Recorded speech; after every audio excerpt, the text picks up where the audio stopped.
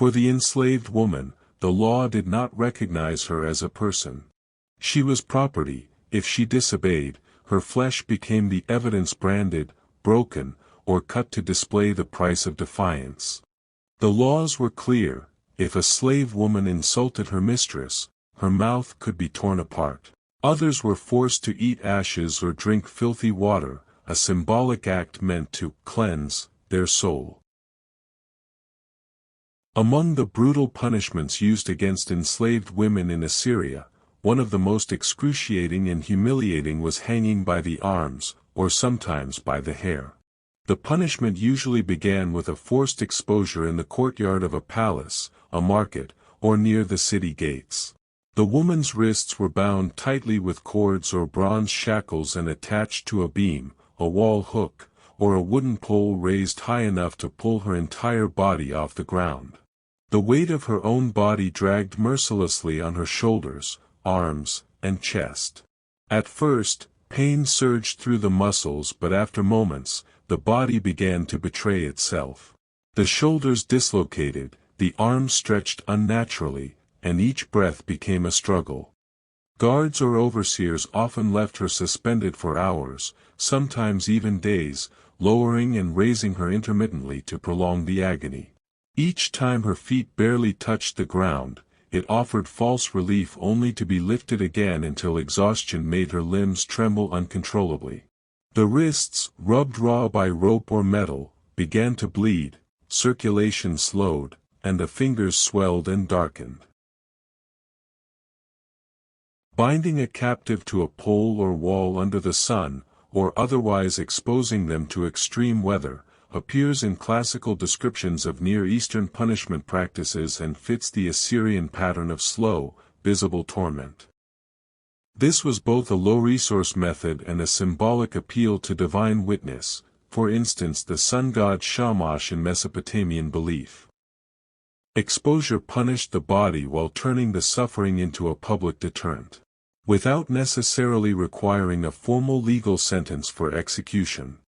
Scholarly overviews of Assyrian punitive displays and the role of ritualized public suffering address this method as part of the repertoire of humiliation. For some, humiliation came through the mouth. Women accused of impurity or disrespect were forced to eat ashes or dust, swallowing symbols of shame. In Mesopotamian culture, dust was what the dead ate. Forcing a living person to taste it blurred the line between life and death. It made her spiritually unclean, a walking corpse in the eyes of society. Forcing a woman to eat ashes or other degrading substances destroys dignity through an act of consumption. It symbolizes that her body is defiled and that social cleansings must pass through humiliation. Ingestion can cause illness and long-term digestive damage. More importantly, it marks her as ceremonially impure. The act communicates that she is no longer fit for ordinary life, and it severs social bonds by making her participation in communal meals or rituals impossible. In exceptional and extreme cases, a body is crushed beneath wheels as a deliberate demonstration of power.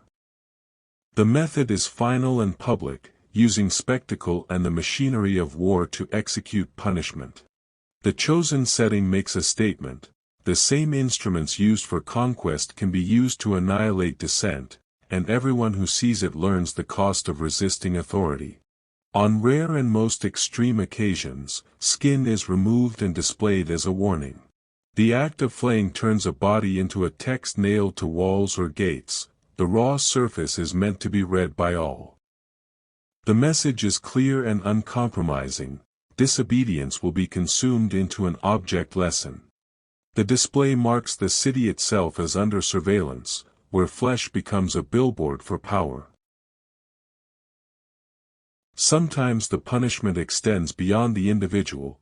A woman is compelled to watch the killing or humiliation of her relatives before she is punished. This method destroys hope and breaks bonds of loyalty, producing a deeper, enduring submission born from grief. The emotional devastation of such forced witnessing is intended to sever personal loyalties and remake the captive into someone whose only dependence is on the ruler. To silence a woman permanently, her tongue may be removed or her lips cut so she cannot speak clearly. In some cases her mouth is sewn shut.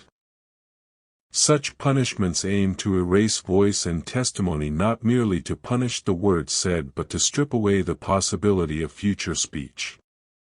The immediate result is humiliation and enforced voicelessness. The long-term result is dependence, because she can no longer plead, bargain, or call for sympathy. The body becomes mute witness to its own subjugation. Condemned women are sometimes thrown into enclosures with wild or trained animals. Whether literal or used as terrifying rhetoric, the image is clear: the king's power controls beasts as well as humans. The spectacle of a captive exposed to predators turns nature into a tool of punishment and demonstrates that no refuge exists outside the ruler's will. The fear such a display inspires discourages resistance among the living. An iron collar, sometimes fitted with outward spikes or heavy links, confines movement and sleep. Worn constantly, it makes lying down painful and walking slow. The collar is both restraint and public badge, visible proof of captivity. Over time it rubs tissue raw, causes infection, and forces the wearer into a perpetual state of discomfort. It is punishment through relentless interruption. Even in rest, the body cannot find peace. Some women are chosen, or forced, to be buried under foundations or city gates as part of building rituals. Whether the burial is framed as offering or punishment, the result is permanent removal. The act binds a human life to a structure's security, converting a person into an ingredient of stonework. It is both a literal and symbolic erasure. The woman becomes part of the city's fabric, invisible and unremembered above ground. Confinement in small, dark cells deprives a person of light, sound, and a sense of time. Days blur into one oppressive silence. The mind becomes the site of punishment. Anxiety, hallucination, and despair replace the body's visible wounds. This method reaches into the inner life, collapsing identity through sensory deprivation until the captive is willing to comply simply to escape the mental torture.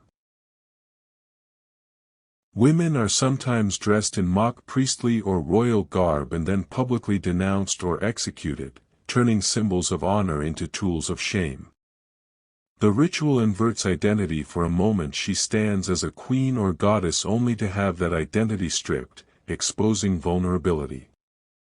This theatrical humiliation uses cultural symbols to intensify disgrace, demonstrating that even what is revered can be twisted into an instrument of control. Denying food and water is both simple and devastating. Starvation weakens resistance, causes hallucinations, and ultimately ends life. As punishment, it is slow and controlled, administered to exert dominion over the most basic needs. Watching a person waste away under the eyes of a community emphasizes how completely their fate rests in another's hands. The punishment began with the simplest and most public act, flogging. In the main courtyard, guards lined up women accused of defiance or theft. The blows were not meant merely to wound, they were meant to announce. Each strike echoed against the city walls, warning others that pain was the empire's first language. When the flesh tore and the crowd looked away, the guards didn't stop, they paused only when the whip itself was soaked dark with proof of obedience. For those who had once tried to flee, there came the hiss of heated bronze seals. Branding wasn't only pain, it was ownership made permanent. The mark burned into a shoulder or cheek told the world she belonged to someone, somewhere. To erase that mark was impossible, it scarred deeper than the skin.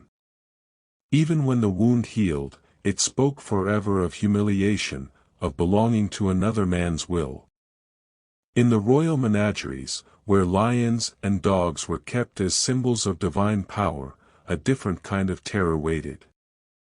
The inscriptions tell us that rebellious captives were thrown to beasts, their bodies turned into lessons for anyone who dared to disobey. Whether every tale was true or exaggerated by kings, the message was undeniable: the empire ruled over both man and nature, and mercy was not in its vocabulary. Even when death was delayed, dignity was not spared. Some were hung by their hair or arms, suspended in open squares for the crowd to mock. Others were stripped, their heads shaved in public, a woman's greatest symbol of beauty turned into a mark of disgrace.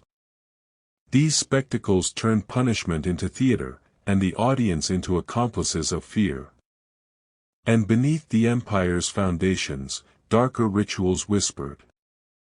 In rare accounts and excavations, bodies were found buried beneath palace walls, perhaps as offerings to secure divine favor. Whether alive or dead, those buried became part of the empire's architecture, literally supporting the power that crushed them. It was said that their souls guarded the walls they were buried under, a final service they could never refuse.